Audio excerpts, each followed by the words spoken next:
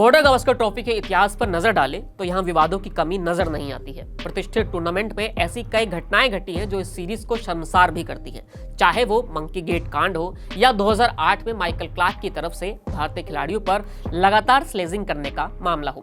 Series के दौरान कई बार ऐसी घटनाएं घटी हैं जिसने क्रिकेट की साख को नुकसान पहुंचाया है। बॉर्डर गावस्कर ट्रॉफी के आगामी सीजन से पहले अगर ऐसी ही 5 बड़ी घटनाओं की बात करें तो आपको मालूम चल जाएगा कि आखिर बॉर्डर गावस्कर ट्रॉफी की इतनी बात क्यों होती है और इतना हाइप इसका आखिर क्यों बनता है। सबसे पहले याद आता है साइमंड्स और हरभजन के बीच जो मंकी गेट हुआ था।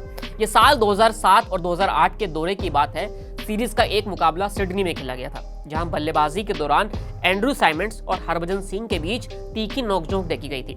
बाद में कंगारू खिलाड़ियों ने आरोप लगाया था कि हरभजन सिंह ने उन्हें मैच के दौरान मंकी कहकर पुकारा है। इसे ही मंकी गेट भी कहा जाता है, जिसके बाद हरभजन को 3 मैचों के लिए प्रतिबंधित कर दिया गया। बाद में सबूतों के अभाव में उस प्रतिबंध को हटा भी दिया गया था। इसके बाद दूसरा नंबर आता है स्टीव स्मिथ से जुड़ा हुआ।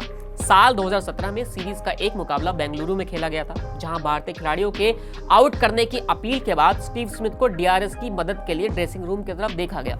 ये बात भारतीय खिलाड़ियों और कप्तान विराट कोहली को बिल्कुल भी पसंद नहीं आई। उन्होंने तुरंत अंपायरों की तरफ रुख किया और सवाल खड़ा किया, जिसके बाद स्मिथ की काफी आलोचना भी हुई थी। और इतना ही नहीं, उनकी इस हरकत को खेल भावना के खिलाफ भी करार दिया गया था।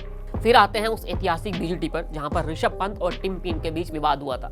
2018-19 में ऋषभ पंत और टिम पेन के बीच मैदान में काफी कहासुनी हो गई थी। शुरुआत में तो दोनों खिलाड़ियों के बीच हल्की फुल्की नोकझोंक चल रही थी, लेकिन जैसे जैसे टूर्नामेंट आगे बढ़ता गया वैसे वैसे इनका वाक युद्ध भी बढ़ता गया। ऑस्ट्रेलियाई कप्तान टिम पेन ने पंत को उकसाते हुए कहा था कि वो उनके बेबी सिटर बन जाए, क्योंकि धोनी की वनडे टीम में वापसी हो गई है और अब शायद ही उनको मौका मिल पाएगा।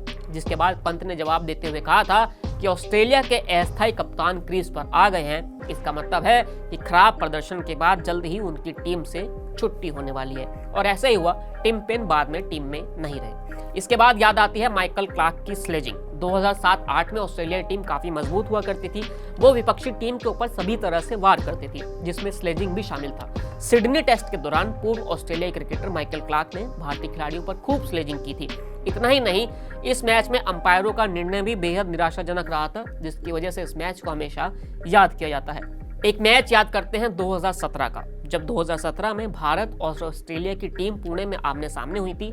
उस दौरान स्पिनरों का जलवा देखने को मिला था। नतीजा ये रहा था कि ये मुकाबला सिर्फ 3 दिन में ही खत्म हो गया था, जिसकी वजह से पिच की काफी आलोचना देखने को मिलती है। हालांकि कंगारू टीम मुकाबला अपने नाम करने में कामयाब रही।